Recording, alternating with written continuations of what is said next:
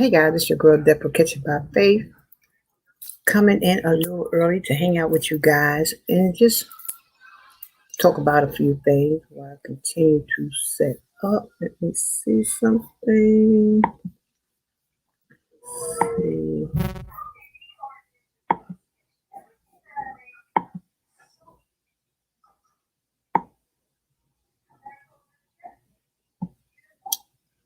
Hey Joanna, what's going on? Let's see. I'm trying to do a few things at one time. Let me open up another channel behind here.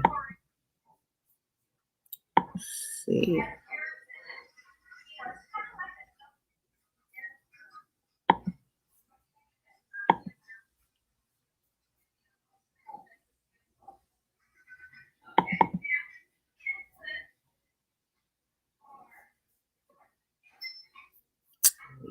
This. All right. What's going on, sister girl? Today we'll be talking about the Black family structure. So I supposed to come on at 6 o'clock, but I came up here a little earlier. Just loving Jesus in life. I know that's right. I know that's right. I see they have the funeral of DMX supposed to come on at 6. So let me just say, rest in peace, X. Right? Rest in peace, X. So yeah, I just came up here for a little bit. I'm supposed to have a guest on, but I just wanted to come up here and just kind of set stuff up. So let me see. I left all my my notes at home because I was going to talk about this topic. Guy Nollywood wanted to come up and talk about this topic. So at 6, so I said, let me come up a little early and wait for some folks to come in if they choose to. And we just get things started. So you had your little talk with Jesus. Jesus. Let's see what's on this phone here. Let's see.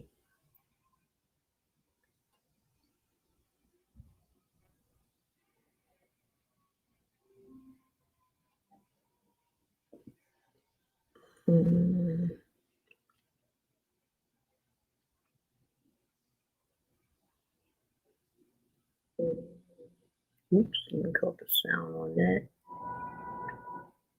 Oops.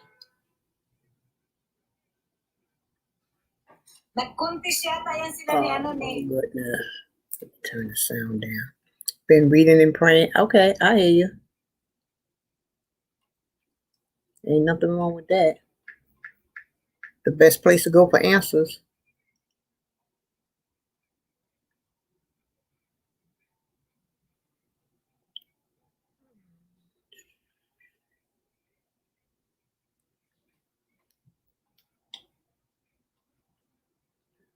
Do that one.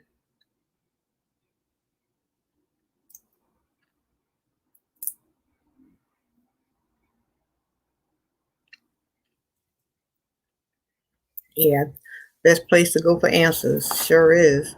So did you do any more packing or you just pretty much left it alone?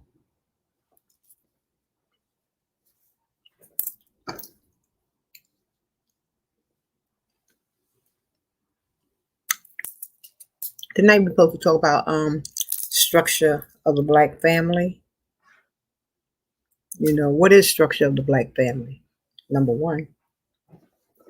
What is the structure of the Black family? What is the structure of the Black family?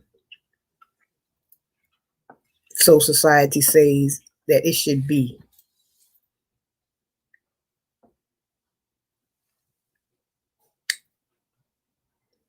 They came and got the table. Okay, that's good. That's good. At least that's out the way.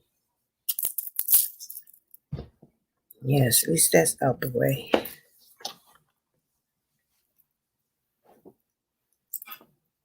The structure of the Black family to me is mother, father, brother, and sister. Hey, Alana Rich, how are you doing?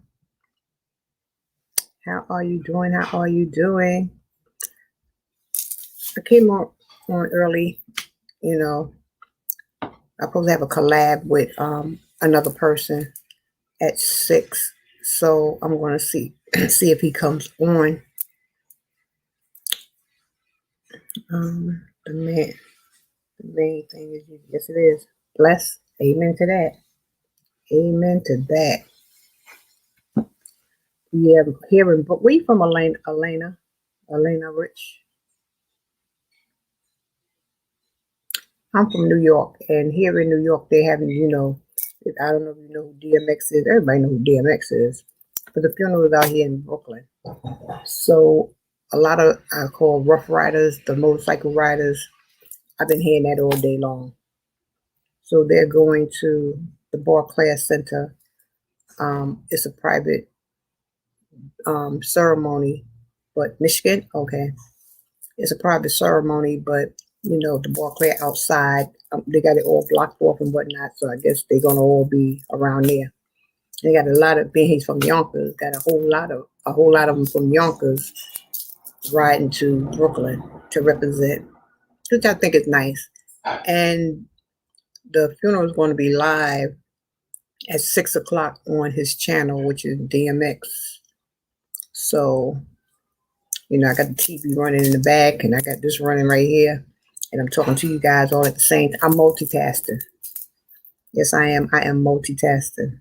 Hey, Guy, how you doing?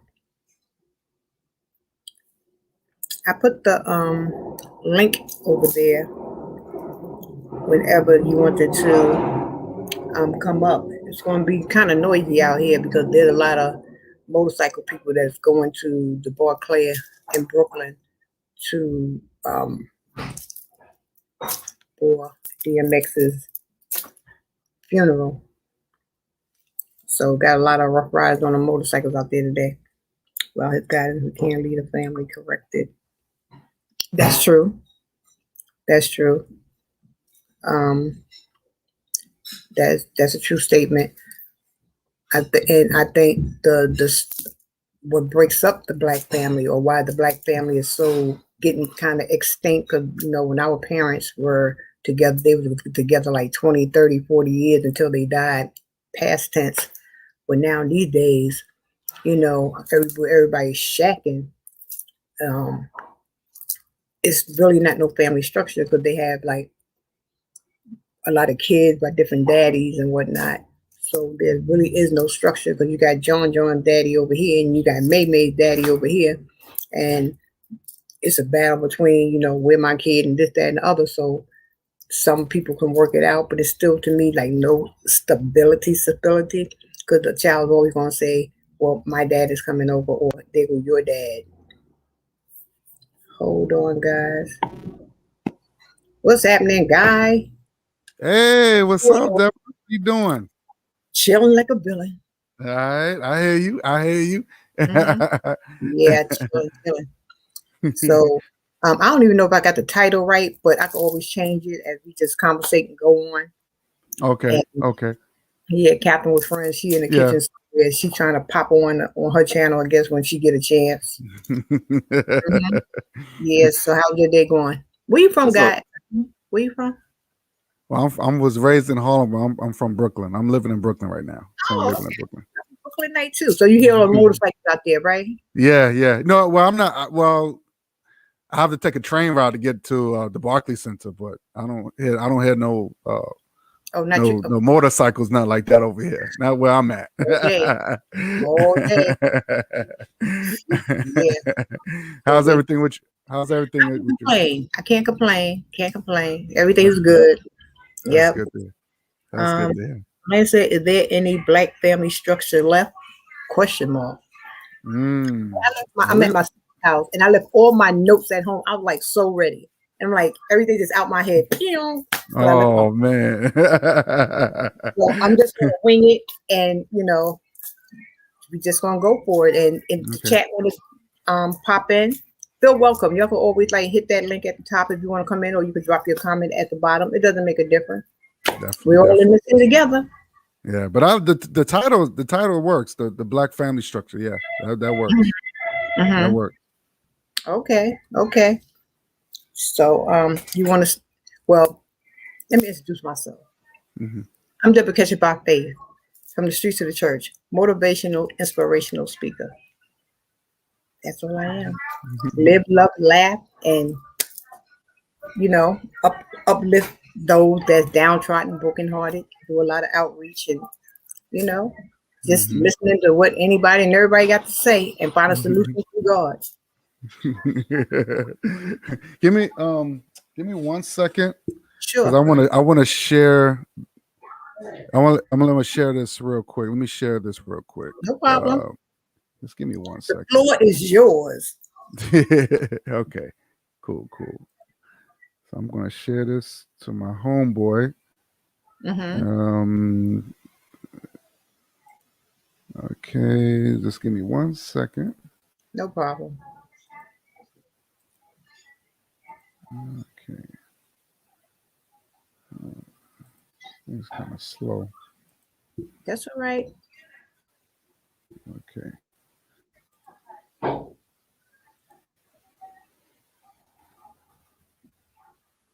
right.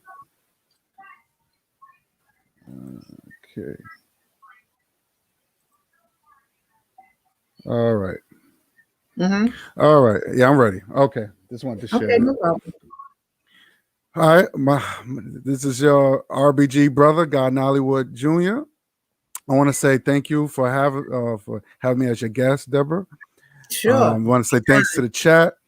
And my whole thing is I want to bring empowerment and self-preservation for my people, like for our people, for Black people.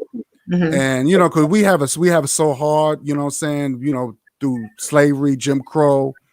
And I believe in race first. Like, I'm the student of Marcus Garvey, even though he been passed away for over 100 years, but his teachings are still there, you know what I mean? Exactly. So, I'm a student. Like, and just because I might not support something doesn't mean it's hate. And I don't like that. Like, I don't like when people feel like because you don't support something that means it's hate, and that's they always push. Exactly, it's like they always push that on us. Like, but every other race they can say that they don't support something to be all cool. Right. But when it comes down to us, when we, like you said, when you put down family structure, they hate that. They don't. You're speaking hate. That's not true. Right. We want structure just like everybody else wants structure. That's true. I think that's what I'm pushing. I want to fight against those barriers where they say, no, we belong too. We have a purpose too. Exactly. I just get out of with our culture that we are such strong people and we just persevere through so much. I think we're the only ones that I feel we had it the hardest. Yes. But we always come out on top no matter what. Yes, no matter I think that's why we get beat down so much, because we endure a lot and we keep it strong and we just keep going. And it's like why we can't get them to bend and bow down. They just like, they keep coming and coming and coming. Right. You've been through so much and you got so many scars. That's what you're going to do. Because you have so much hurt in you that you just can't hurt no more. You just keep pushing forward, to make things better, to structure for your family and whatnot, like some type of stability and whatnot. Because we've had so much taken away from us. So much taken away from us. So what little we try to build and hold on to, they try to even take that. Yeah. Yeah. And that's the thing. That's what my whole channel is about, is to basically my way of fighting back. You know what I'm saying? This is not a you won't never hear me talk about white folks like, oh, I'm gonna bang on white folks. I don't talk like that. You got some people, you got people that talk like crap and they don't do anything. They just like to run their mouth on YouTube. I'm just, it's all about us. My thing is like, for example, I'll give you a perfect example. When I talk about Africa, I talk about the best parts of Africa. Okay. I don't talk about the villages and because that's the stereotype that they believe in. No, we got cars out there that they don't bring over here. They got they got big corporations run by black people that they don't show. They got beautiful black neighborhoods, beautiful cities that they don't show. So that's my way of showing the beauty of our people, the best side. And because when you're dealing with the Europeans, they don't like competition, right? They want to show you the big bad, we the great, America's better. But no, they're not going to show you the best parts of Africa that show they got beautiful cities and roads, and you know what I'm saying? So I'm just trying to break that stereotype. There's a negative image that they push on our people, and it's not right. Like you said, when they show Africa, they show like the bad parts, the starving children, they need this and they need that, everything that's negative about it. But especially in South Africa, is a beautiful place, so they don't show the beauty of it. Right. They just, the ugly side of it, Right, exactly. Anything, like I say, anything just, like we can't have anything. Come on. Crazy. And this goes into when I'm get into the topic as far as the black family, because even when our ancestors were in Africa, the family were so tight, it was so close, and you had built nations with family. Everything was family, was strong. You had the father always there, the mother. Everybody had a role to play. The uncle. If something happens to you, the uncle played the father. The aunt played the mother. You see what I'm saying? So nobody, you really didn't have an aunt, uncle. Everybody was a mother and father. Something happens to you, somebody will take your place. Exactly. So when the Europeans came, they saw cities. They saw like, wow. They saw the king, he had many wives. It's just saying one wife, he had many wives. Right. And the wives had a role to play. And the wives formed a sisterhood. So if you had to work a village, you had another one would take care of the kids. She'll be a teacher. Not just a mother, but she'll be a teacher too. So when the Europeans came, that all changed when the invasions came. So when they took us, when they stole us, they passed laws. They said, no, you can't do this, you can't do that. You can't speak your language because your language didn't define who you were. Right. So then it became, then you had the slave markets, right? They took your kids away. They sold your kids. They took the husband. If they didn't kill the husband, they sold them. That's true. That's true. That the whole focus was to destroy the black family, even doing slavery. Then you had Jim Crow, right? They had it where, it was the same thing. They lynched the black man. They lynched him right in front of the mother, right in front of the children. I mean, it was a lot of devastation to destroy us. And black people fought. Even then, Deborah, black people fought to be together, to stay together. That's you're right. You're right. It just they fought. They fought. They say, you know what? We're not going to let them break us. That's what when I look at certain movies like that, I look how, like you were saying, that we, even though they try to kill us and they did everything, that we still try to keep the family united no matter what. But if we go back further, let's go back 5,000 years ago, and during the civilization where you had the Ankh. The Ankh represent the black man, black woman, and child. You see that look like the that was the womb with the baby being. So that was very symbolic. So the black family, you had Osiris, you had Isis, and you had the god, the deities. These wasn't real, but they were symbols, right? They were symbols. They were very symbolic. The black man, black woman, and child, the Trinity.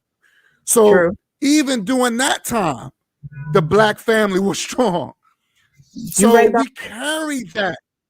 We think about it, Deborah. We carried that all the way even to now. Exactly. But now they use media. They use media now. That's true. If anybody want to come up and express your opinion, by all means, hit the link at the top and join in the conversation. Feel free. Captain, you got your computer on? You on your channel? She got me. Go ahead, continue, guys. Yeah, so the black family always been there since ancient times. Right. So we tried to hold that because that's power. Remember, everything starts from home. That's true. You know, and like they always say, it takes a village to raise a child. Exactly. That's an old African saying. So we don't really you know, the Europeans always trying to find ways to destroy our African culture. Right. They even make it seem like we don't even want to be called African no more. There now we are people of color. I don't know what that means. Get on your channel yet? I'm sorry. I'm cooking.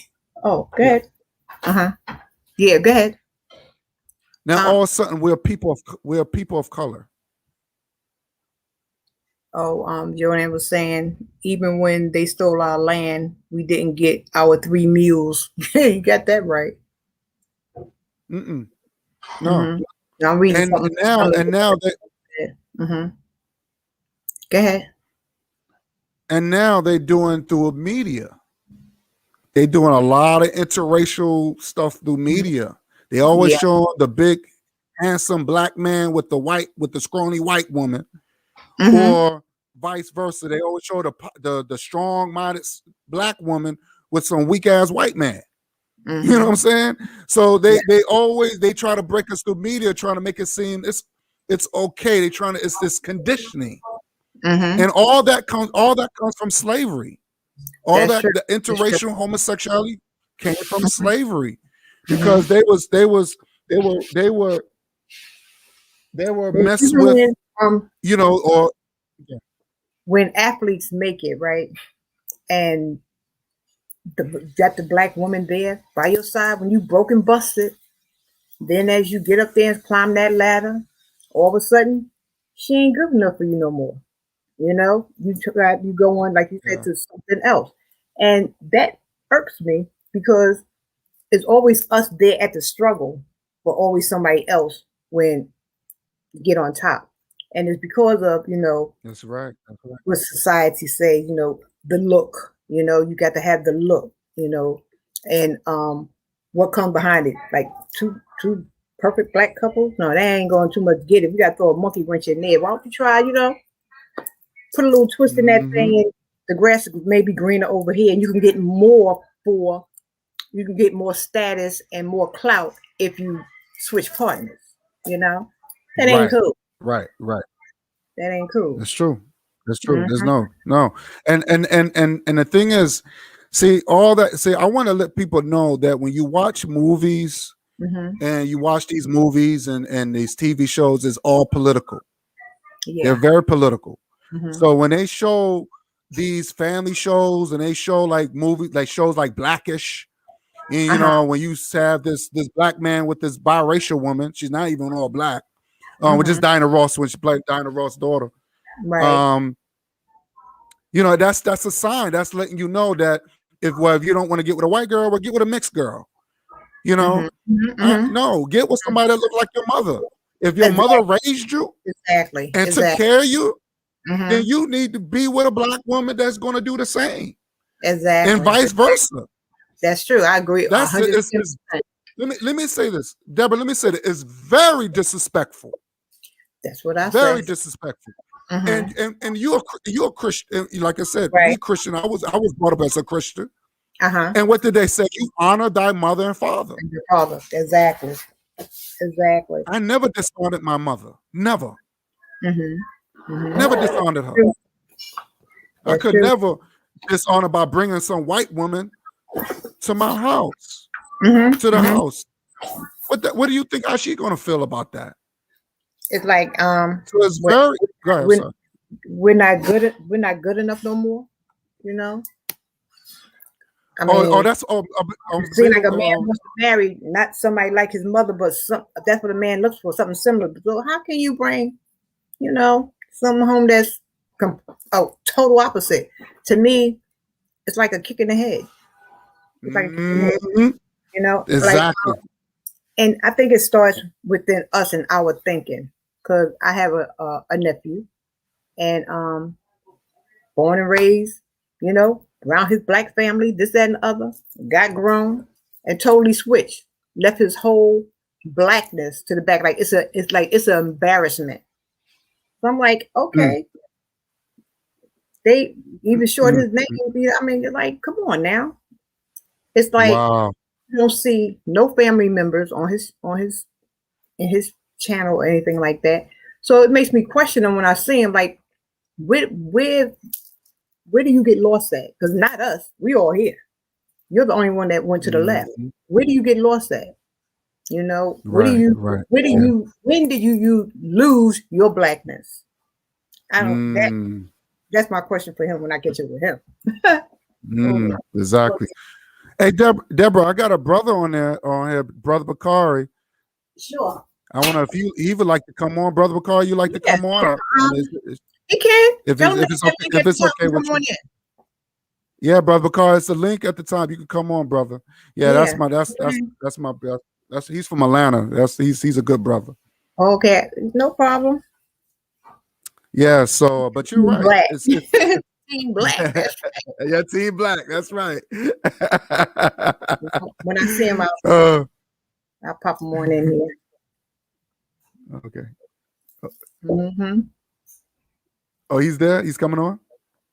I'm waiting for him. He probably okay. Yeah. Hey, over 50 and Fantabulous. We're having a discussion up here about what do you want to call this here? The Black family structure? Or I don't know what that was a good name. But you can always hit the link. If you want to join in the discussion, feel free. Or if you want to just sit in there and chat, I'll read what y'all saying from down in the chat. Go ahead, Guy. Yeah, so until he comes in. Yeah, so it's like I said, be careful, with these movies and stuff like that. They always show always the strong black woman with some weak white man, or vice versa, because this is how they condition our children. You see what I'm saying? It's a form of conditioning. So I mean, before they used to whip us and they used to lynch us. Now they're using this mind control situation, and so we got to be mindful about the Jedi mind tricks. Right. So we got to be strong-minded people. We got to be unapologetic. That's number one. That's and true. we gotta be how you say, we have to be selfish. We have to be a selfish race. If you look at the age of this, no, there's nothing wrong with that. No. So when you look at the Asians, and you look at the Italians or whatever, they'll tell you. I'm talking about real people that's real about their people. They tell you, no, I can't go outside my race. That's to them, that's against the law. Well, going out their race. Yeah, that's what I say too. Because I have been asked, could I date outside mine? That is hard for me. Very, very hard for me to do. Is to date outside my race. I mean, and it's nothing, like you said, it's nothing personal that I hate or this, that, and other. It's nothing like that. It's just me. I love my blackness, and I love my black men no matter what. So I'm in it for the long haul. That's just me. I can't do it. What's happening, brother? Peace, sister. How you doing? All righty. Peace, brother. Down Hollywood Hotel, my brother. Good. Let's Hotel, my brother. Hotel to everybody in the chat. Yeah, we Team Black. That's right. You never heard Team Black? That's the name of our organization. You never heard of us? Team Black? No. Well, yes, you have now. How about that? There you go. How can we go check out Team Black? My email is bakaripromising@gmail.com, but I have a YouTube channel, brother. I put it in the chat. But I have a YouTube channel, Brother Bakari. Okay.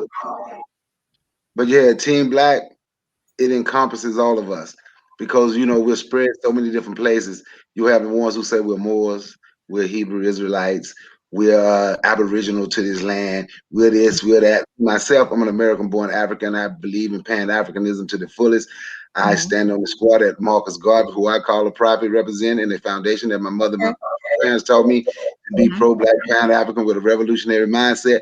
But see, all those things I just said we are, that's different, right? That make us a little different. But once we understand at the end that we part of a Team Black, it doesn't make a difference about the little differences that we have. The main goal is for us to come together as a people. I don't want anyone to stop being a Christian to be like me. Don't stop being a Muslim to be like me. Don't stop being what make you good to be like me. Because what we need is good people. And if your foundation make you good, keep your foundation, right? But when we step into this circle together, we all want Black man, Black woman, and child. And that's how I get out. And that's the concept of Team Black. Team Black, all right. That's what's up. That's what's up. I hear that. Okay, where are you from? I live in Atlanta. I'm from Mississippi though. Oh, okay. Okay. I'm in the Atlanta, Georgia area. Okay, cool. And definitely I'm gonna find your channel on this other phone. You said it's Team Black? Team Black. I would listen to y'all. You know what? You sound like someone I would like to have on my I've just did my last 2 videos was uncomfortable conversations. Because with everything going on, I know you hear Black people on YouTube and on TV talk to your non-Black friends and have these uncomfortable conversations, but they're not uncomfortable to me. So I did uncomfortable conversations. Yeah, exactly. I talk about everything to everybody. We've done uncomfortable conversations part 2. The next one is uncomfortable conversations part 3, and it's uncomfortable conversation part 3 is like what happened to Black manhood. Oh, okay. Okay, that's cool. I really do. I want some women input too, even though I'm a man and I understand what a man's supposed to be, and we know what a man is supposed to be. But we want some women. I like women input too. Input. I want to see how a woman, how she feel, because like with me, it's the 4 pillars of the Black community, right? And I say that, and I always say the Black man is respect, love, provide, and protect. That's the 4 pillars that will build us up: respect, love, provide, protect. I can't love you. I can't do none of that stuff if I don't respect you. Respect come first. Exactly. After respect, I'm gonna love you. And if I truly love you, I'm gonna be more than happy as a man to provide for you and to protect you. All right now. But regard first before all. You got to love him first before you can love anything else, whatever God you serve. All that you do and say. That's just me. That's for me. Now, you know what? And guess what? Up under that umbrella. And guess what? And I'll never disrespect that. You're a Christian. I heard him say you're a Christian, right?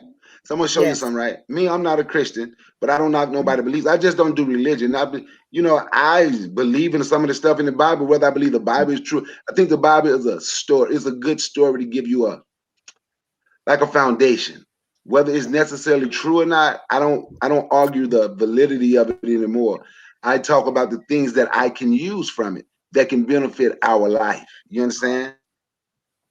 That's understandable. Because if you get into the argument of the validity, do I get into the that's one thing I don't do is debate over the word. Now, what a person feels, their own personal, I'm not gonna debate against that. That's the way you feel, and I respect that. Yeah. Also, so just respect mine and we good. That's it. So let me tell you why I said that, right? I'm sorry, I didn't mean to cut you off. I truly apologize. I apologize. Go ahead. No, that's all right. I cut you off. I apologize.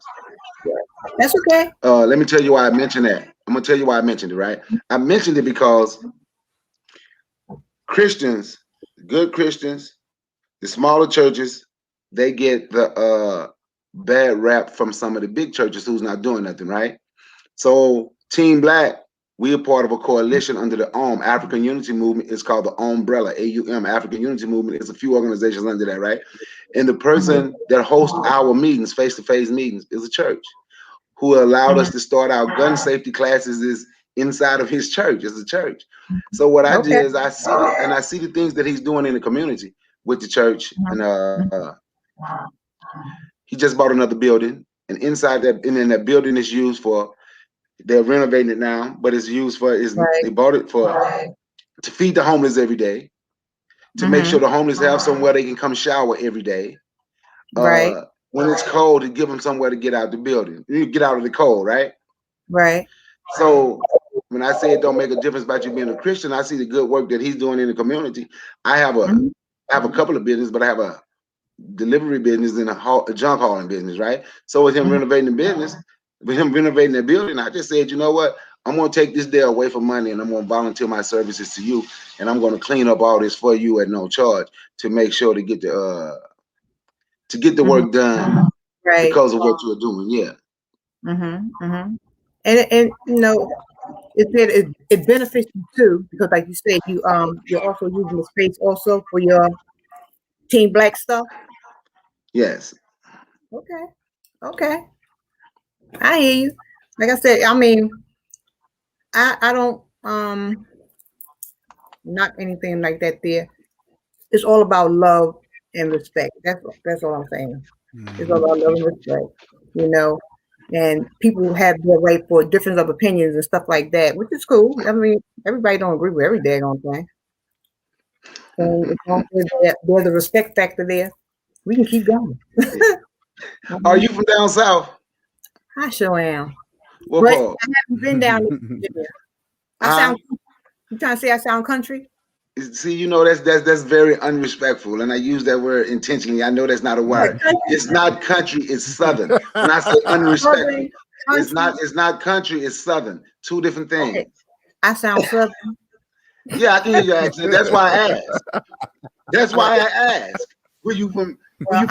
I haven't been down there since I was 5 years old. I lived in New York all my life. And guess what? And it's still in you. You from South Carolina. Who? From South Carolina. Originally from South, Virginia. Virginia, okay. But I can hear though. I hear the southern accent for real. I know. Everybody tell me that. And you've been living in New York basically your whole life, but I can hear the southern accent. Yeah. From my parents. You're in New York. You're not even a southerner, but I hear the southern accent. I know. That is, what can I say? I do not support any church that doesn't support the community. Okay. I agree, Trisha, you know. Yeah, okay. So go ahead, Guy. Finish with your, I'm letting y'all guys pretty much have I left all my good notes and stuff like that at home. I'm at my sister's, so okay. I'm just winging it. I'm winging it. But as for scripture of the families and whatnot, there's a lot of it's so many young teenage pregnancies and whatnot. So that helps take away from family structure also with no father in the home. And therefore, when they get older, even with the children, it's like they grow up with dad not being there and, just mom, a single family household. So it's like back in the day, and now, at least in my day, mom and dad stay together for, forever. And so you seen the love, you seen the respect, you seen the building, you seen the struggle with the two parents. Now it's like you hardly see it anymore because there's a lot of teenage, a lot of single moms out there, single moms, and some single dads too. Well, that's the difference between African culture and slave culture. So our people adopted the slave culture, where you was forced to have women was forced to have different babies by different dudes. Right. So this is the reason some girls are keeping that alive. the constant inner fighting. You know, but then when it comes down to the white folks, they don't want to do anything to him. They want to march and protest. But when it comes down to us, though, we do drive-bys on each other. You know what I'm saying?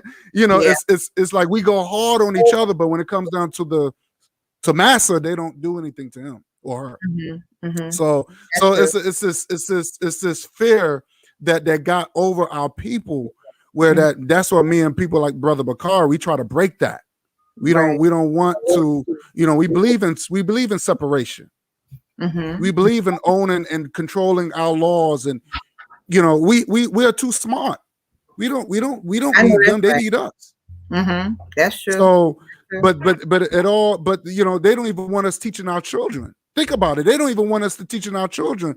You know, me and my brother Bakar, we had this conversation where we talk about the Black Panther Party, and one of the reasons why there was a lot of infiltration with the government, because you know, you heard about the food program, right? That we was, and they didn't want that. They said, according to the government, oh, they're teaching them to hate this country. They're teaching us to hate us, and it's like, so what? So what? So what? So we're teaching our children to be revolutionary. We teaching our boys to be boys. We teaching our girls to be girls. They don't want that. Exactly. They don't want that. We want us to be. We trying to teach our kids to be warriors and be intelligent and teach them about engineering. Basically, who they are, teaching them. Right. Exactly. And that's the bottom line. Teach them of who they are. And the government did not want that. Exactly. And they still doing that. They still pushing this oh, well, if your daughter wants to be a boy, it's okay. And it's like, it's not okay. Exactly. They want to give our children full control over the parent. And that's not going to go down. It's not going to go down. And they want to give the children control, but yet they want to kill our kids when we can't control them because society says don't do this and don't do that. Come on. But I'm supposed to let them out into the streets where you can get them, but I can't chastise them. That's crazy to me. Exactly. Thank you. Yes. Brother Bakar, what you gotta say? What you gotta say, Brother Bakar? I know you gotta say. Come on, man. You know, in essence, their plan worked in a sense, but we have to work against them. We have to study. We have to study them. That is what they want. They don't want us. They don't want us to have control over our children. They want to have control over our children. Exactly. Anything that a girl does is considered. I got into it with some people at my daughter's school. She went to school one day with an African hair wrap. She put that on her hair one day, and they told her she was out of dress code.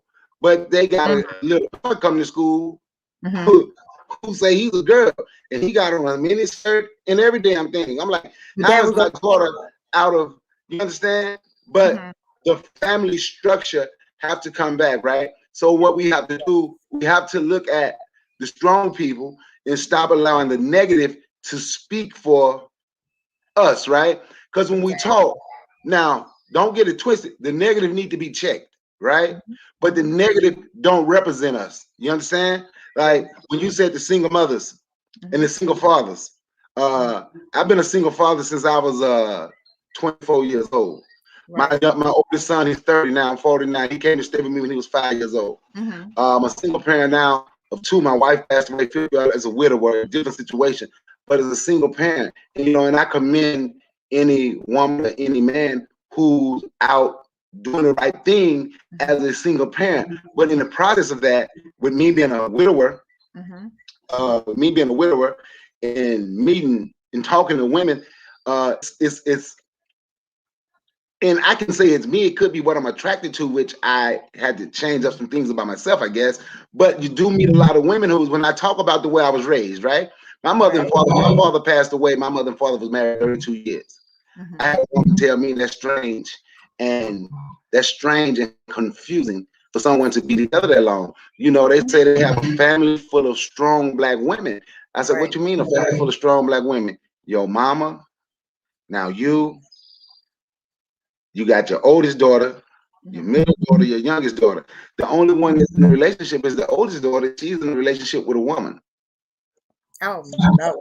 So things that we have passed down, the things that we have fell victim to, because we continue. A lot of our women don't want to listen to the men, right? And then vice versa. A lot of the men don't want to listen to the women, but when the man is telling that woman, you're on that feminist tip, right? That has nothing to do with us. That's for white women, right? Because white women want to get out of the household and stop getting their behind beat by white men. They want to be able to go to work. I say, if you sit back and think about that feminist movement that you joined, that turned you against your man, study it, and you will see. Black women always had to work because we needed both checks in the household to make sure our kids could eat, make sure we had a roof over our head, to make sure we had clothes. You understand? Exactly. Black women always, you understand, the black man did not subjugate the black woman. We did not oppress our women. Now, I'm not saying all black men is perfect. That is not what I'm saying. Of course, there are problems, but I'm talking about as a whole, right? We knew how to work through our problems thick and thin. But then as that feminist movement became stronger and stronger, more of our women stopped being black, stopped being race first, a woman first. The feminist movement is what helped destroy us. Then you have the welfare and food stamps, right? Now, what you're saying, the man can't stay here if you're receiving his government assistance. Exactly. So now, a real man will probably tell his woman and kids, tell his wife, tell his woman and the kids, you stay here. I'm gonna get a job and get us somewhere better, right? And on the flip side of that, while he's out trying to get a job, he can't get a job to make the situation better because he's black. You understand? Exactly. So the process, now the woman think, oh, he ain't trying to come back, so we just gonna tell him he can't come back. And this government assistance is what taking care of us. Now we could have worked through this together. True. That's true.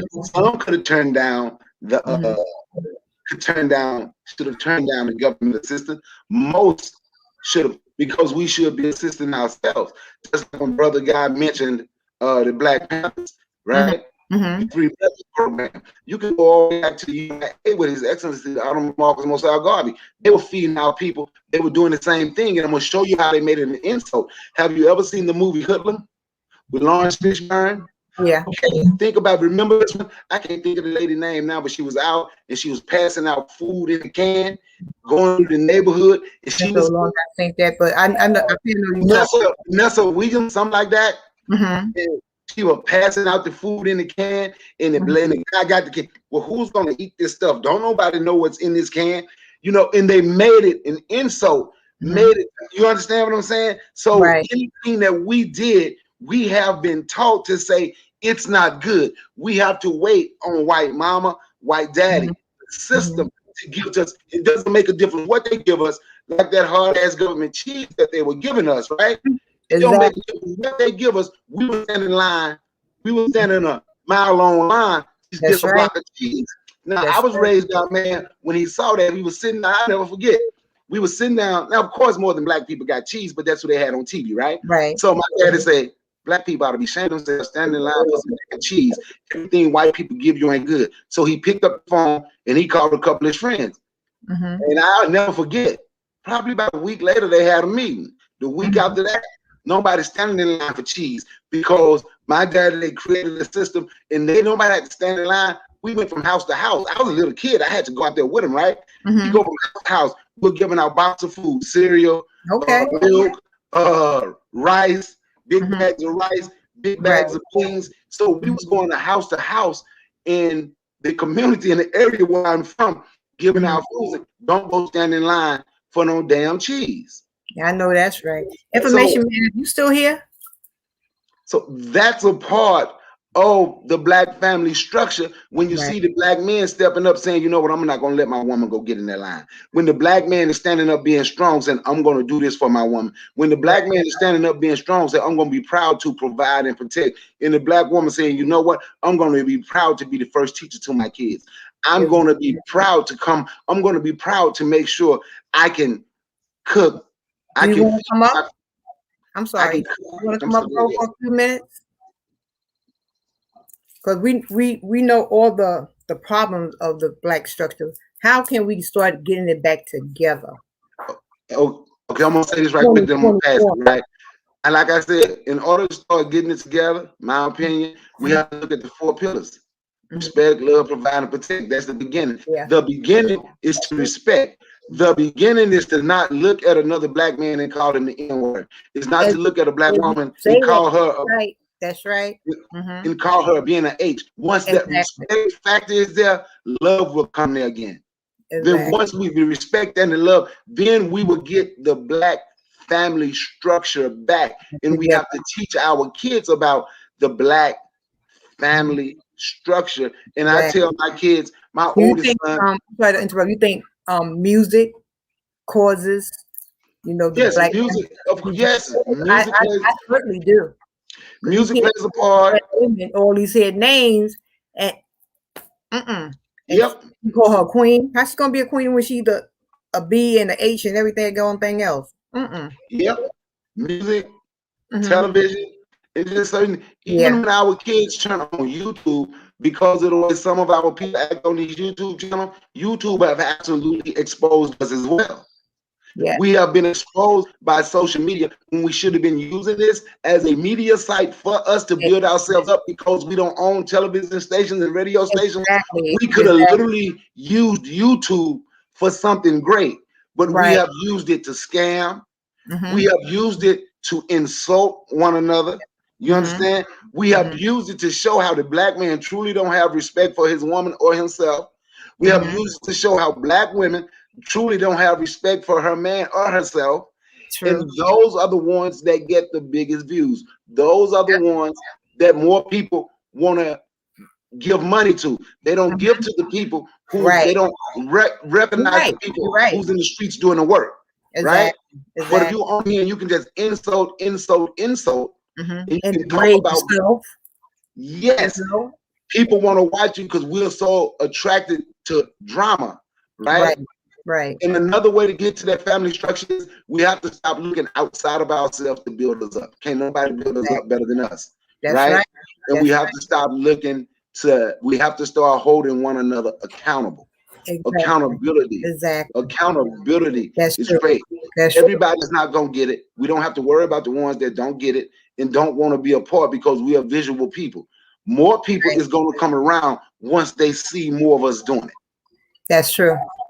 Right? But until they see it happening and we have made money, the most important, trust me, we need money. But when you make money, so we got people, we would kill ourselves for a piece of paper with slave owners on it. Yes. I got these Benjamins. I got, they don't want to say Washingtons because that's ones, as if they don't have no Washingtons.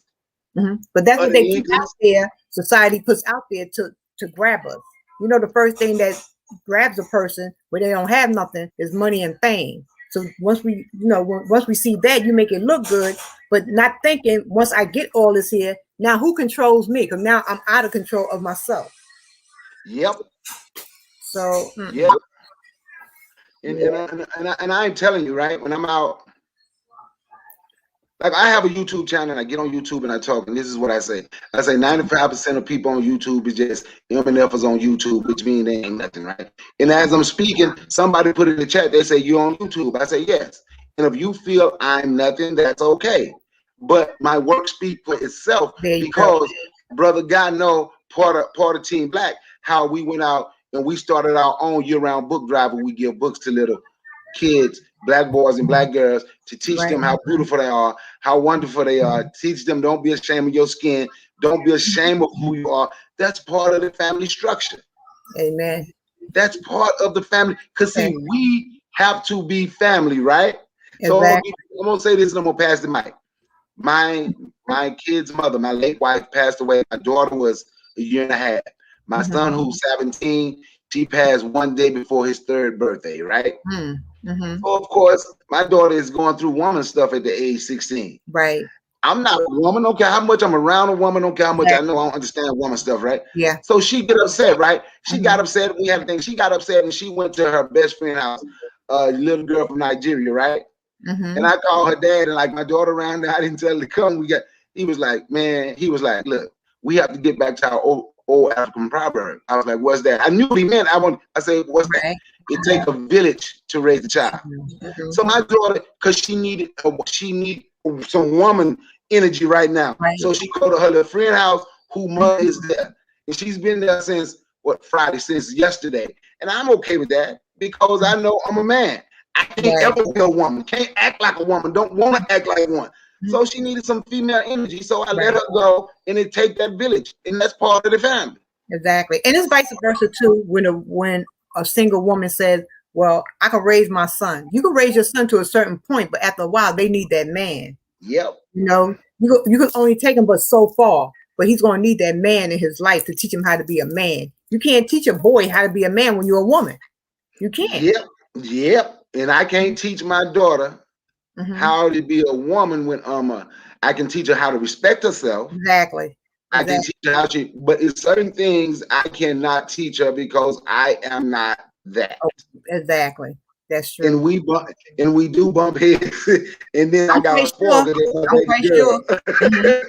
I'm quite sure, but it's okay. You know, you're her first love. You're her first love, so she'll definitely know how she want to be treated through her dad.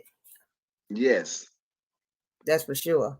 Go ahead, brother. God, sister Deborah, catch it by faith. By faith, okay. So but I don't want to say your name wrong. Bakari, yes. Bakari. Can you make a comment on my last video, so when I get off, I can find your channel. So when I come on, I just put the link in. About you, go over there, check you out and whatnot. You're part of the brother, you know. Okay. I always hanging out with me, and I'm always over there with him. So the family knows guy. Oh, okay. No problem. I would do that. Joanna Walford said she raised 3 men. Okay, that's good. And if you raise 3 successful men, Joanna, that's cool. But those men, if it wasn't a man you was dating, it was a school teacher, some those boys need a man in their life. We have to be honest with that. I know my daughter need a woman in her life. I'm gonna say it like this: maybe your son didn't need a man, but my daughter needed that female energy this weekend because we were up in here. That womanly thing that a man can't teach her that a girl goes through. So she needs to be more comfortable talking to another woman about her womanly things. Yes. So I let her go be with that woman. So she could have that energy where she needed and had a woman talk and all of that. I let her go, and while she was there, she get to hang with her friend and her friend mama. They went up and they did girl stuff. Exactly. Yes, that's for sure. So, Guy, you want to close us out because we've been up here for almost an hour. So, definitely. Well, I just want to say, thank you for having me. I mean, this was a great discussion. Anytime, I want to say thanks to the chat. Y'all was very active. Thanks to my brother Bakari for joining. You know, so I wish Information Man could have came through. Come on, Information Man could have came through. He's in the chat. He's in the chat. Come on, Information Man. You gotta come up here and give us a minute. Come on, man. You promised you was gonna come up in here, man. That's not fair, man. Where he at? But it's all good. He's there in the chat. Shout out to Information Man. You know what I'm saying? Come on up here, man. Close us out with your last minute thoughts. Yeah, come on, Information Man. Show us some love, man. But I want to say that we just gotta promote self-love, man. I just feel like I have a chess game, right? I have a chess game, and these are, I guess next time I'll show you. But I just teach you about the queen. You know what I'm saying? I say, you see the queen, you see the black queen. She's the most powerful piece on the board. You know what I'm saying? And these are handcraft pieces. So, do you have a second? Do you have a second I can show you? Yeah, go ahead. I can get a second. All right, hold on. Okay. Who the third person? Bakari. Yes, this has been great, guys. This has been absolutely wonderful. Great conversation about the structure of the Black family. Because I am cooking. That's okay. Information man, are you still here? Give me a yes. Of course, he's gonna get here. Give me a yes if he's still here. Okay, these are the pieces. Uh-huh. That I have. These are the chess. This is a chess. So if I could show. Okay. Mm-hmm. And the handmade. That look like a. You made that? Yeah. African. You made that? No, I didn't make that. Now these. I did. Now these. I bought this. This was a gift. Uh-huh. For my wife. So these are just as a chess game.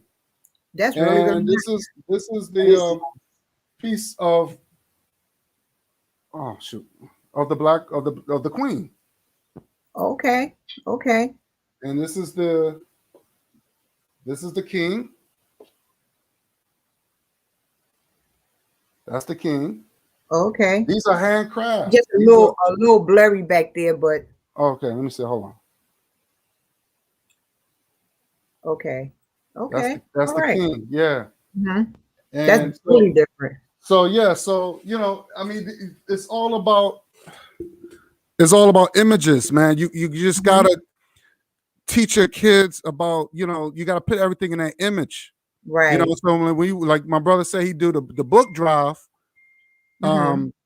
It's showing images of kids. They do things like finance and how to build things. Right. So it's all about images because we are very visual people. So if you keep showing them,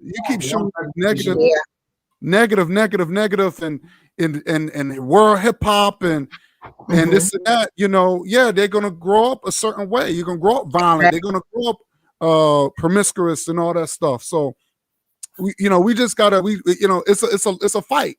It's a fight that we have to continue doing. And lastly, I want to say, right. I hate to say it, my mother, she raised me. She was a single parent, but she did the best she can. Like she told me how to respect women and all that. But hip hop taught me my masculine side.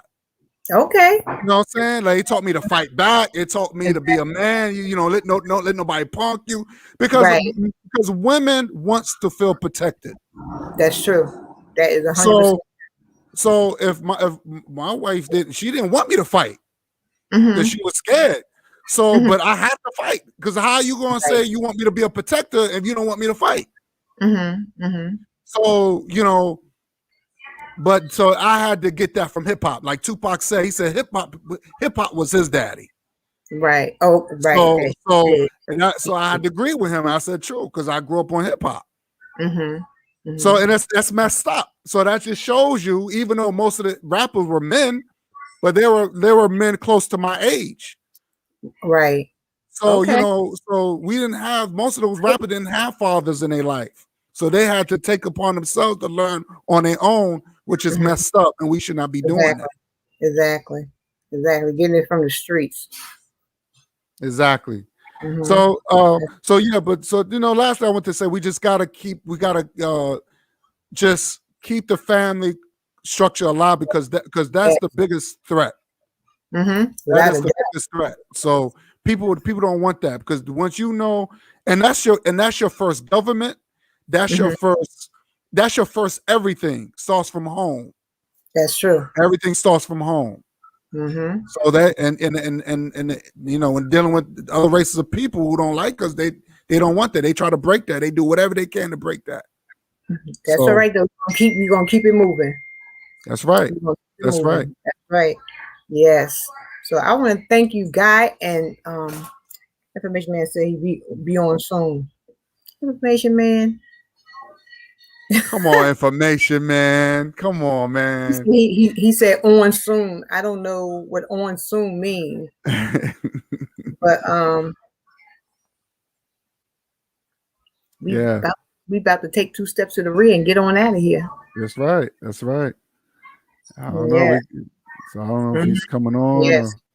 Yeah, they say in the chat, that's why we need Jesus or whatever God you serve. We need it. Right. That's we right. need it for sure. So I want to thank you, Guy. No, you're welcome. You're welcome. Thanks for having me.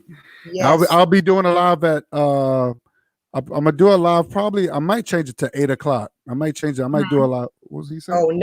Oh, he about to come on. Let's give Information Man two seconds of our time. Yay, Information Man.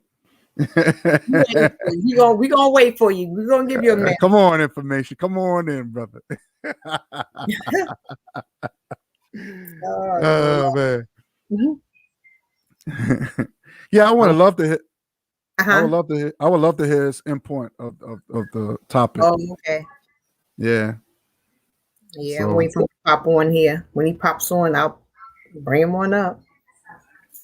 So we give him a minute. But yeah, it's been a pleasure. I mean, the collab was great. Yeah. You know. So you said you was coming on tonight? Guy? For me? Oh yeah. I'm gonna do a live on the on that verdict situation. I just want to make my comment on that. Yeah, because the name of the topic is I'm not satisfied. That's the name of the topic. Satisfied? I'm not satisfied. Okay, I hear that. Satisfied. So I'll tell you my reasons. Oh, okay. Yeah, it's gonna be a good show. I got some little screen sharing, you know. Mm-hmm. I want to play it real quick, and then I, just tell you my reasons why it means nothing to me. Okay. Because what time? I'm thinking about doing that around. I think I'll probably do it around 8 o'clock. I'll change it to 9, but I'll do it around 8, just to get it out the way. Mm-hmm. I hear you. Yeah, but maybe 8:30. I would say 8:30. I push it to 8:30. Well, I got on your notification bell anyway. So when okay, perfect. You know, perfect. I'll come over there and hang out. Come on, bro.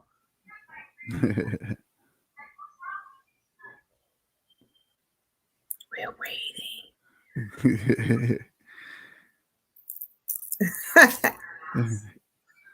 Yeah. I guess he's setting up. Maybe I don't know. Maybe he's setting up. I don't know what he's doing. I'm about to come on with you. Okay.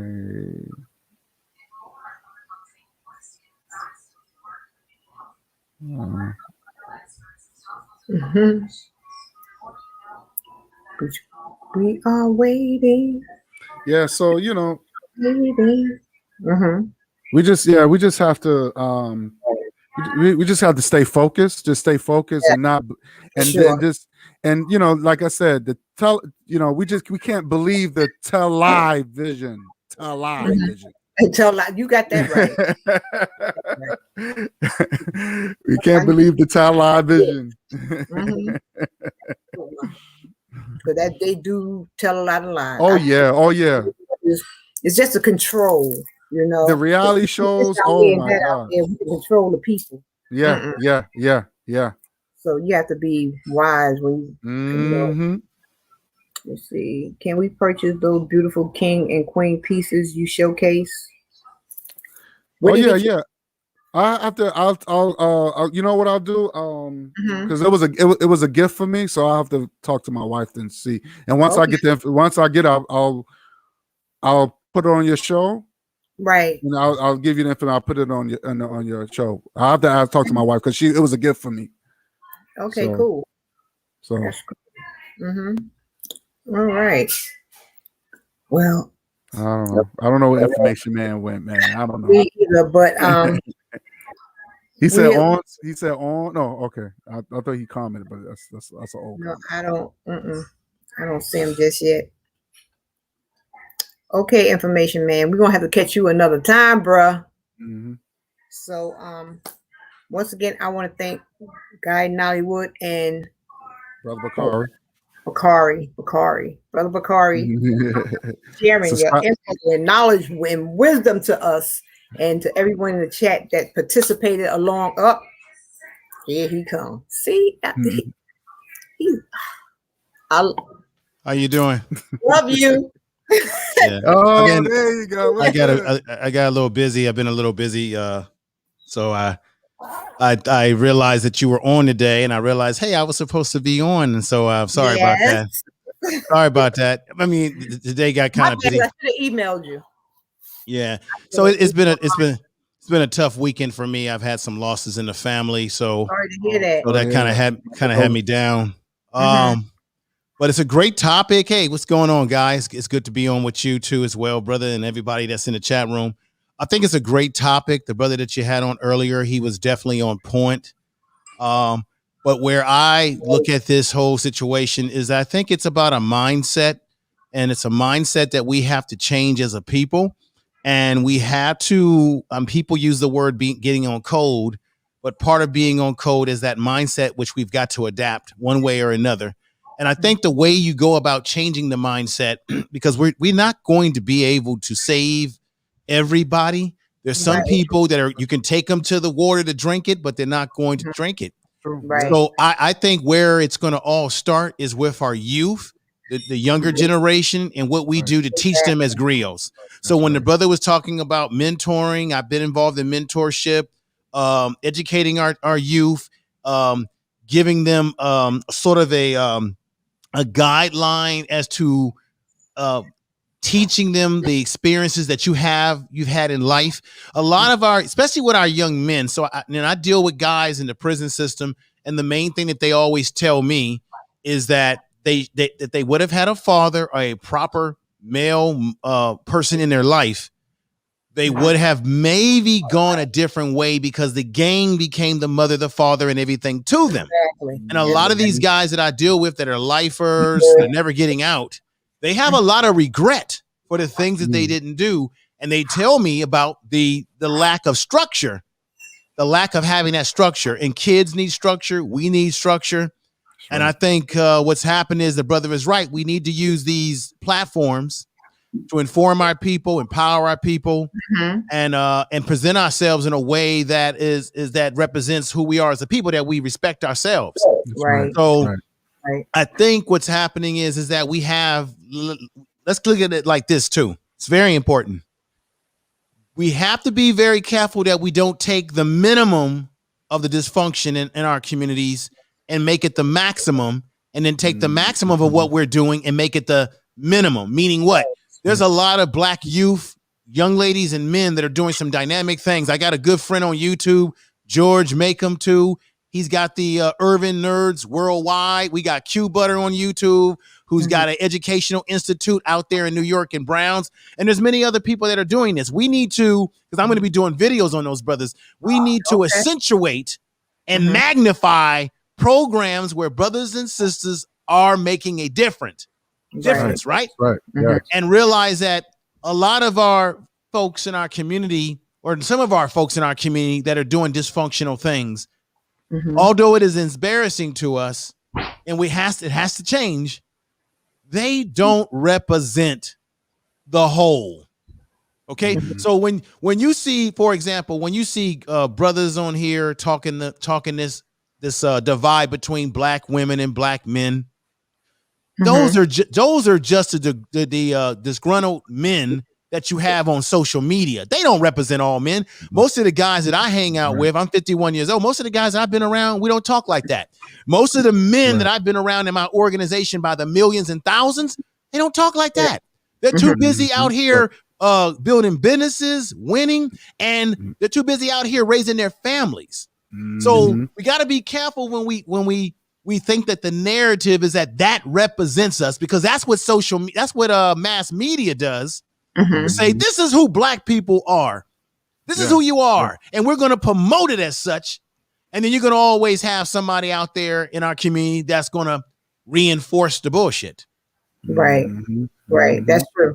The okie doke that we can't go for, Guy, and you know this, is this black man and black woman divide. That's fitting right into the white supremacist ideology. You're doing their job for them. That's right. That's right. That's right. That's true. That's right. That's true. That's right.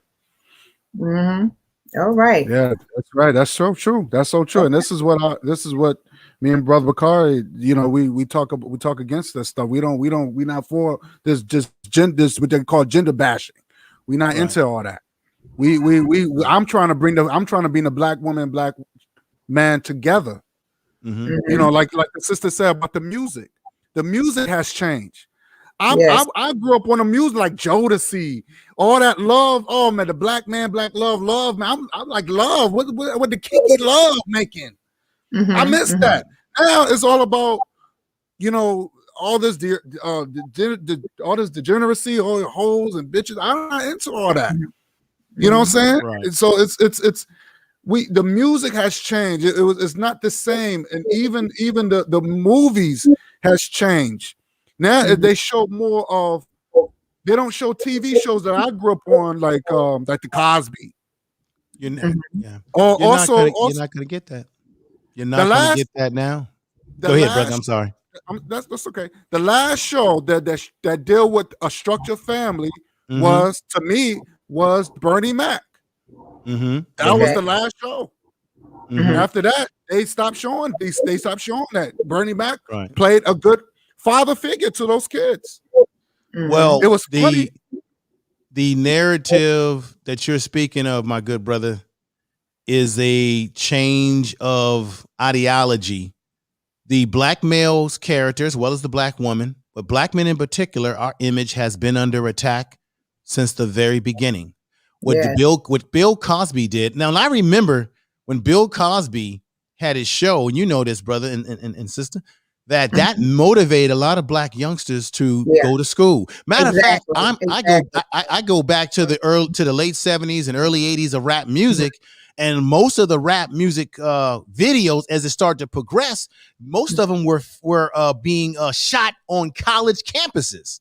And you would have them wearing the Morehouse shirts, the Howard shirts, and that people like my generation that said, "Man, I want to go to college too." That's right. Yeah. And then the minute the message was talking about going to college and about being something, that's when the gangster music came in, changed the narrative, because they had to interrupt what I would call the drum beat. Remember, in Africa, in the continent of Africa, and through slavery in this country, the drums in the religious hymns were ways to give messages to your people how to escape, how to reinforce themselves. So the drum beat of that message was waking our people up. Remember, Brother Guy, when you saw brothers wearing the medallions and saying, "Go east, my brother, go east." Remember that? Yeah. Once we got into that type of movement, the powers that be that really controlled that medium said, they're talking about respect of woman. You got black men saying peace. That's why I use the word peace so much, because there was a time when every time a brother would engage with another brother, he would say peace. Exactly. Peace. That's true. We got away from that. That's Peace, right. my brother. Or Hotep, right? We got away from that. Now we've got dudes calling each other, "What's up, dog? Why are you calling yourself a dog? What's up, my N?" N. Oh, yeah. Yeah. But Guy, why would we call ourselves a dog? Dog has 4 legs. I've got 2 legs. I'm a human. A dog is an animal. Why should we be calling each other dog? So the gangster rap changed the narrative of our language by going from calling each other kings and queens to peace and Hotep to you are in. You my nigga, you my dad, and then the rhythmic sound gets into your head, and you be like, "That sounds pretty good." You my this. So now we're repeating exactly over and over again the mass media objective, and then the brothers and sisters that make the money.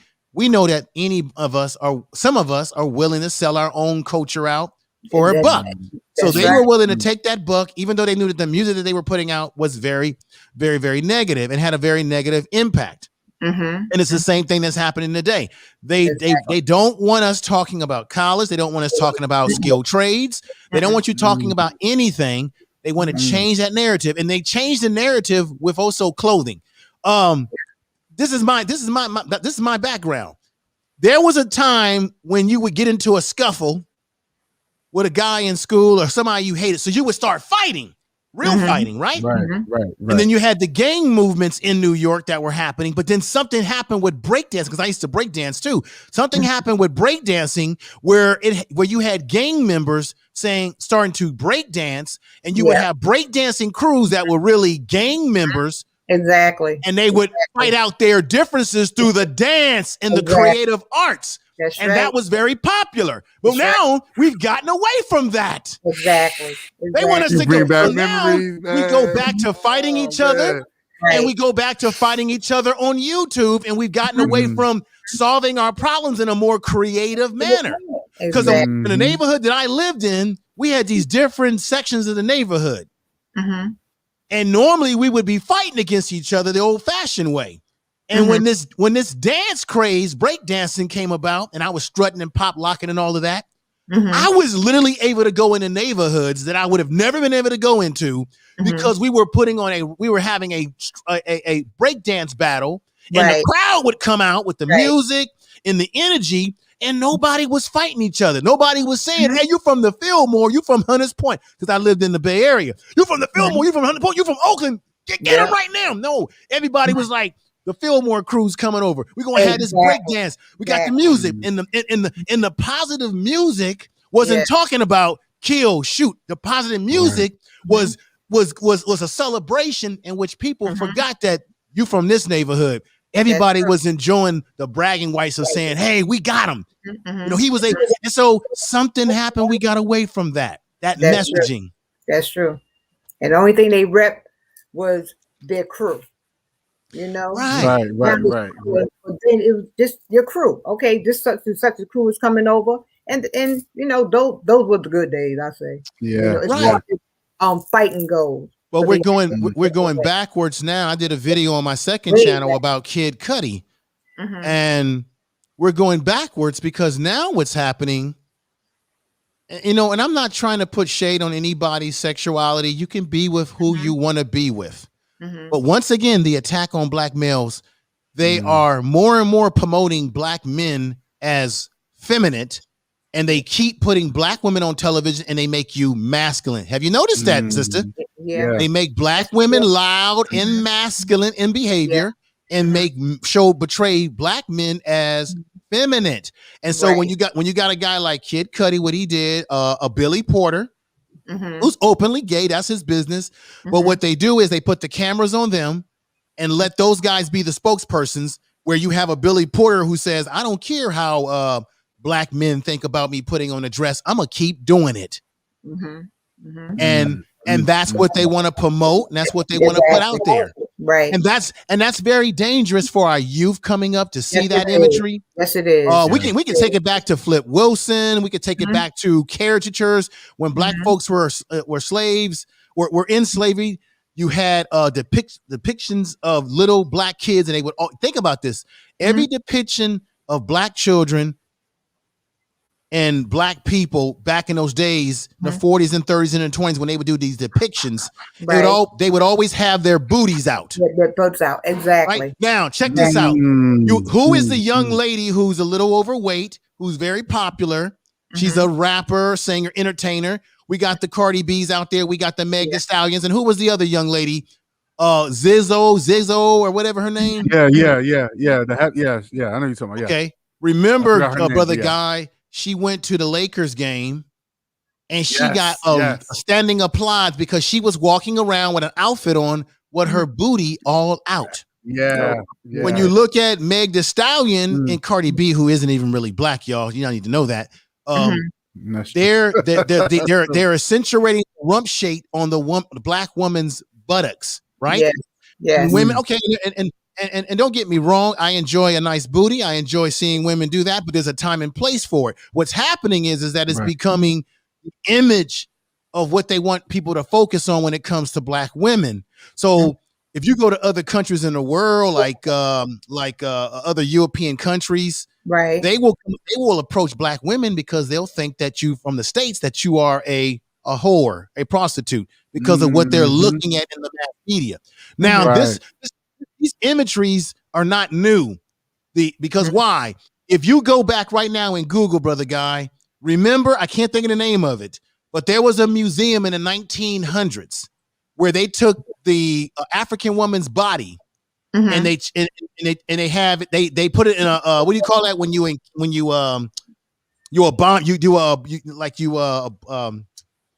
create an exhibit out of it. They took her torso, which was her her legs and her buttocks. They had it in an encasement where you can go and look at this unusual, in their mind, big booty of an African woman. Oh, so what they did is, yes, there was a name. In the 1900s, they were very they were very focused on the body of African women, and they always accentuated the buttocks. Right. So what I'm telling you, all this stuff that you're seeing in the media with what our women are doing and all this kind of stuff, this is all nothing but a throwback. True. They have always been enamored by the buttock size. You got white women today trying to get big bucks, right? That's true. The buttocks and the breasts. Right. And they encased her body like this, where you saw her breasts and all of this, but they did it as sort of this freak show exhibit. So this is the old saying: no matter what year we're in, there's the old saying that things still remain the same. As much as they seem to change, they still remain the same. We got 2021. All you got to do is turn those numbers around, and we're still back in the 1900s. Because our women's bodies are still on display. True. That's true. Yeah. That's true. And let me leave you with this, guy. Let me leave you with this. Remember the basketball player, Tory, what was his? It was a basketball player that was playing. He played in the NBA. He went over to China to play in a Chinese professional league. Okay. This is what other men do. See, we can talk. See, this is the shame. We can talk about our women, but you can't talk about other people's women and get away with it. In China, he went to a strip club in China. And he went in the back room and he took a Chinese woman and he had her, she was doing a lap dance and bending all over. And you know what he did? He filmed the whole thing on his phone. He uploaded it to Twitter, Instagram. And when the Chinese government and the basketball team over there found out about it, they said, Negro, you've got to go. He lost his contract on the team. They said, you got to get out of our country. You can treat your women like that, but you're not going to treat our women like that. And this is how it works. This is how being on code is, brother Guy and sister here. Even if that Chinese woman was considered a slut in their culture, the Chinese still weren't going to let your black ass disrespect even their sluts in their culture. You can look it up for yourself, Guy. I'm not lying to you. I believe you. I believe you. Basketball contract, and they kicked him out of the country. They said, you got to go. You know what that's called? That's called being on code and saying that we may talk about our women, but we ain't letting you talk about our women. Right. How many Negroes on social media have that type of attitude and code? Why? No, they'll talk about black women all day long. All day long. That's true. Yeah. And then they'll put white, I gotta keep it real. And then they'll put white women on a pedestal, which the white man has put on a pedestal, right? But check this out.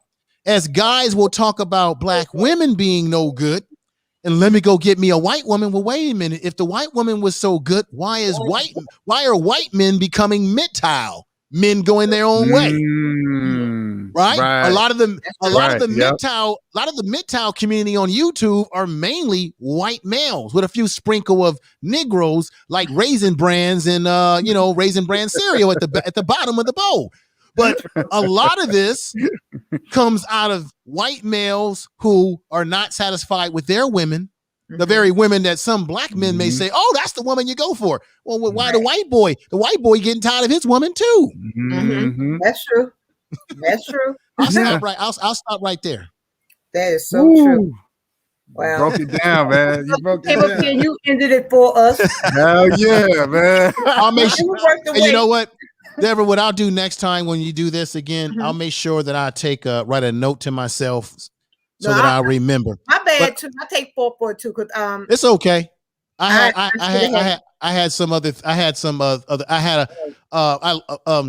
got a bad phone call by one of my youngest brother. My father remarried because I was the only child when I was born from my father. And then he remarried. So I have 2 brothers and a sister from his second marriage. Okay. And my youngest brother, he just passed away of blood clots. And as far as I know, he did not take the vaccine or anything like that. So I got that news Friday night and I've been trying to process it ever since. So I had a lot of things, obviously. that was sort of sidetracking me. And I talked to my other brother about this, and the family's rallying together. They're back in way back east in Baltimore, Maryland. So I'm just trying to process it. We didn't grow up together a lot like that, but I had respect for my brothers, and we talk every now and then on the phone and what have you. And life is precious. Yes, it is. And we're still trying to figure out what was going on with the blood clots. Did he have some health issues? So there's a lot of things that we've got to figure out what's really going on here. But things can happen, folks. Exactly. And it's very tough. So I've been I have not been myself ever since, obviously, just trying to process it all. Oh, well, our prayers is with you and your family. Thank you. My condolences to you, brother. Yes, sure. I appreciate that, my brother. And but Guy, we'll do something together, man. We'll have we'll have a build together very soon. Yeah. I was gonna talk about tonight. I was thinking about going live tonight, or I was gonna go live tonight, just to kind of like, I have the 3 videos of the young lady in Columbus, Ohio, who was shot by the police, and I just wanted to like make it more of a call-in program and get people's opinions of what they think about that situation, good or bad or otherwise, because there's people who have mixed feelings about it because of the knife that was involved. And but check this out. If you haven't looked at the slow motion version, I was looking at it over and over again. I want you to keep your eyes on the male, the guy who was standing out there. I don't know if that was her father or foster father, but that he was standing out there, and I think he kicked the one female that she was chasing after. Okay, right. In the slow motion, when it's slowed down, and the girl fell to the ground, and she started to attack the other girl in the pink outfit. Right. I kid you not, that man, he actually was the one that gave her the knife. Oh, in the slow motion, you can see her. You can see her running over towards the other girl, and you can see him pass. You can see him touching her hands, giving her something. I'm telling, when this whole thing breaks out further and further, I think he's gonna find himself in some trouble too. Of course, because once the police examine that video further, and they recognize that he, as an adult, see, she's a 16-year-old kid, but if he is an adult and he gave her that, they might look at him and say, "Oh, you were accessory part of it, exactly to her own, You were accessory." Yeah, without a doubt. Yep. He got to fall with her. So terrible. Yeah, that's a whole different topic by itself. Right. There's 2 stories to it. There's some that are saying that the women were not teenagers, that they were adult women that went there and attacked her first. Then there's another story that says, the neighbor's cameras may show that she was the one that initiated it first. So there's 2 stories, and there's a truth in the middle. We don't know what that truth is quite yet. Exactly. But I still don't understand why he had to shoot not once but 4 times. Right. Yeah. That's the thing. He should have gave a warning shot if he was going to shoot. Give a warning shot, and then But anyway, like I said, that's a whole another 2-hour topic by itself. Right. So well, I just want to say this real quick because I know we're about to go, but I will be doing a show around 8:30. And I want to just I want to just talk about the verdict, the guilty verdict. Okay. And the name of the topic is "I'm Not Satisfied." That's the name of the topic, and I'll tell you my reasons why. So if you want to come on and join, you're welcome, or you can come in the chat, whatever. What I'm gonna do, Deborah, you could do it too. You come through. You know what I'm saying? Tell what your thoughts about it. Because I like to hear people's opinions and people's thoughts. Right. Okay. Right. So, but what I'll do tonight is I'll come by. If I go on, I don't plan to stay. If I go on, I may change the time to tomorrow. But if I go on, I don't plan to stay on for a super long time. But I definitely, you must be in the West Coast. Were you in the West Coast or the East or the Midwest? Who, me? Yeah, I'm from the East. I'm from the East. So you're basically getting ready to go on at 5:00. because at 5 o'clock But- my time would be 8 o'clock your time. So, but I'll try to come by if I can and give some support to what you're doing, Okay. brother. So appreciate that. Deborah, thank you, sister. I'm gonna get You're off and thank you, everybody. I'm getting ready to get out of here too. I want to thank all you guys for coming up. It's been a great conversation. Thank you so much for the collab. Smooches to you all. Information man, of course, you and your family once again is in our prayers. I love all you guys. Thanks everybody in the chat for coming, and peace. Peace. Good night, y'all. Peace. Good night. Okay. Later. All right.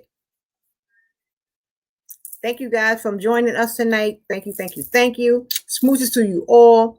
I'm about to get on out of here, and Catherine with friends in there cooking something, so I'm going there to get me something to eat. And thank you, thank you, thank you, thank you, thank you. I love you all, and good night. Till the next time. Wash them hands, wear that mask, social distance. It's your girl Deborah Catch by Faith. Talk to you later.